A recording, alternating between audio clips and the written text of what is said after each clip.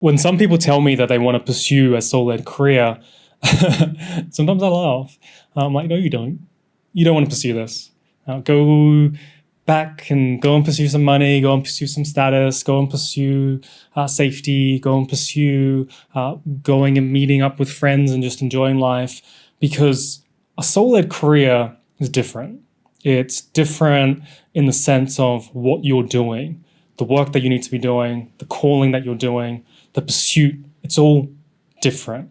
And what I mean by that is a soul-led career requires you to bring out the very fabric of your divinity and place it on the forefront, bring it to the world, show people it. And this kind of a work is something that can be incredibly confronting, which is actually why so many different soul-led careers do not begin peacefully.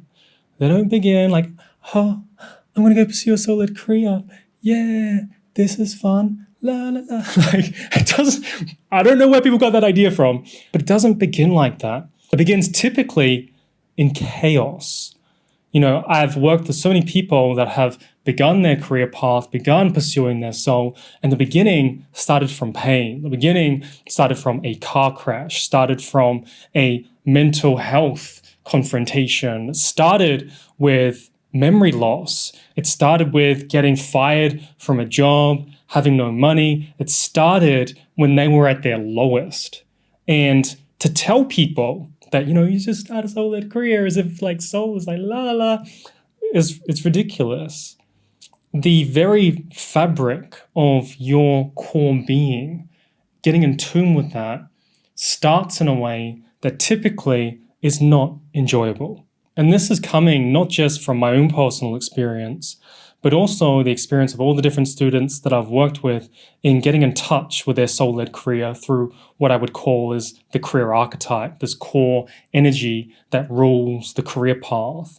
And if you don't know who I am, my name is Uili. I'm an occult philosopher, and I have been helping and guiding people that are spiritually inclined to choose their path, choose the thing that they're meant for. And I really just wanted to share a perspective on soul-led careers and why they typically begin through this doorway of self-healing. So we first have to rewind a little bit. Sometimes there are periods where people are forced into healing. An accident occurs, something happens, like I mentioned, a car crash. And sometimes people take it upon themselves to do deeper, inner, experiential, introspective work, meaning maybe they go and work with a practitioner that is well-versed in the space of inner healing. Maybe it's more traditional. Maybe they've gone to see a therapist. Maybe it's more alternative. They've gone to see a shaman. However they begin this process, what ends up happening is that they begin to bring up these pieces of themselves that they weren't previously aware of. However this begins, one of the major things that happens again and again is this period of deep introspection. It's like this diving into oneself, truly going internally and getting a mapping of the inner landscape.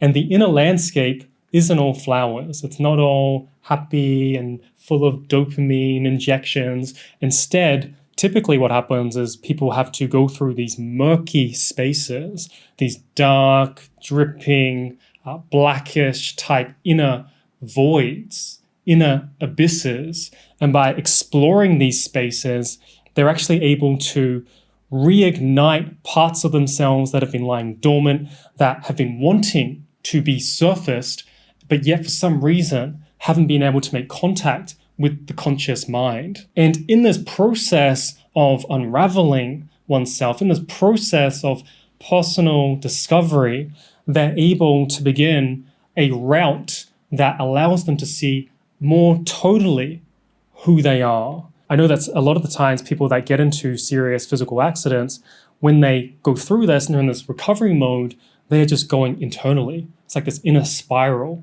It's like, oh, there's all these things in my life that are going on. I haven't thought about it for so long because I've been trying to get the project due because the project due and the timeline's due in 2 weeks and we've got to get this out, everybody. And so they've been doing their work and they've been pumping away their computer and they haven't been paying any mind to their personal needs and what it is that they're meant to be doing with their lives and their fulfillment and what their soul requires of them. And then they, boom, get in a car crash.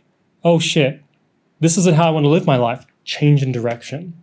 Or if this is how I want to live my life, deepens the conviction. And in these inner spirals, in these inner explorations, what ends up going on is that they're in this state where they are being pulled away from a lot of joy and a lot of happiness. And so there's oftentimes a despair that can go on and alongside with it. Now, there might be some form of awareness and like a, whoa, I didn't know that about myself as it goes on. But the general tone of the entire thing is like, you have to go down, have to seek it out, have to find it, like, whoa, what is going on here? Am I really living my life like this? And a paradigm shift, it's almost inevitable, where people are just like, I have to live differently. I have to change. I have to do the things that I need to be doing, these things that I'm getting pulled towards. And although these periods can be really, really confronting, both the physical ones and the psychological ones, where some people will dive into themselves, they will get in contact with their own personal child trauma, whether this is a physical thing that has happened. And you can think about this in through an alchemical lens, where the environment is trying to communicate to you and saying, like, this cannot go on, this has to change, you have to do life differently.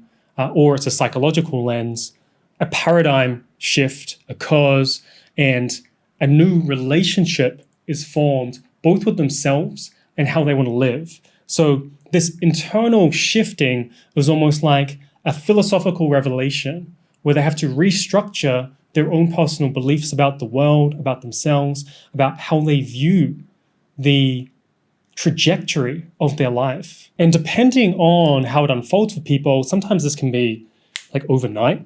I mean, it's crazy how fast it can happen for some people. And sometimes this paradigm can take a while to unfold. And as I say that, I'm actually reminded of a story that is a bit of an old story. So essentially the story goes that an astrologer was trying to figure out what Uranus meant, because it's a new planet. Nobody kind of knows what the symbolic or mythological meaning is associated with Uranus. And he was really trying to figure out what this planet meant, what transits with this planet meant. And Uranus was actually traveling his fourth house. And if you are aware of astrology, you would know that the fourth house is about the home, like the physical home, but also the psychological understandings of who you are and your lineage. And so he's trying to understand what Uranus means. And he realizes one day that Uranus is traveling over his fourth house, or it's about to go over his fourth house. And so he's at work and he comes home one day after work when Uranus is supposedly meant to have gone into his fourth house. And he finds his house burning down. And so people come out and like, are you the owner of this house? And he's like, yeah, I'm the owner of this house. And like, we're so sorry, the house burned down. And we just wanted to, essentially just tell you that you're not going to be able to live in here anymore. And he just starts like jumping for joy, and it's like, yeah, this is amazing. My house is burning down. And people are looking at him like, why are you celebrating? And the reason that he was celebrating was because supposedly that he now knew what Uranus meant, which was sudden shifts and sudden changes. And the reason I bring that up is because this period of self-healing that can cause shifts is different in timeline depending on your own personal mythology or your own personal storyline. Now, one of the interesting things that happens when you go through this process of self-healing, you realize you need to change careers, you need to change how you're living, is that an internal war begins. So it's not just like a paradigm shifts within you and you're like, okay, cool, I need to change everything, and then you just go. Well, that happens for some people, not for most people. What happens for most people is that this internal battle of this is who I am, and this is my new paradigm and the way that I see the world now, and I want to be more of this, but also I want to survive as this. And so there's this friction between past you and the version of yourself that you're meant to be becoming. Now, you need to side with the person that you're meant to be becoming. One way that I talk about this is I say that you need to erase, get rid of, delete, burn the old skin of the old person who helped you survive, but they're not going to help you move to that next phase, especially if you're walking a soul-led path. I was actually talking to somebody the other day who was struggling with this, and she told me that she kept going back and forth. She was like, I could walk this path, but I'm not quite sure if it's possible, so maybe I should just go back to my old job. And I can always go, but I know I want to walk a soul-led path, so maybe I should go, but also I don't know how I'm going to make money of it, so maybe I should go back. And it's this constant battle within, because she knew she was meant to walk the soul-led path with her new paradigm. But what she didn't do was accept her findings. She didn't have the self-trust yet.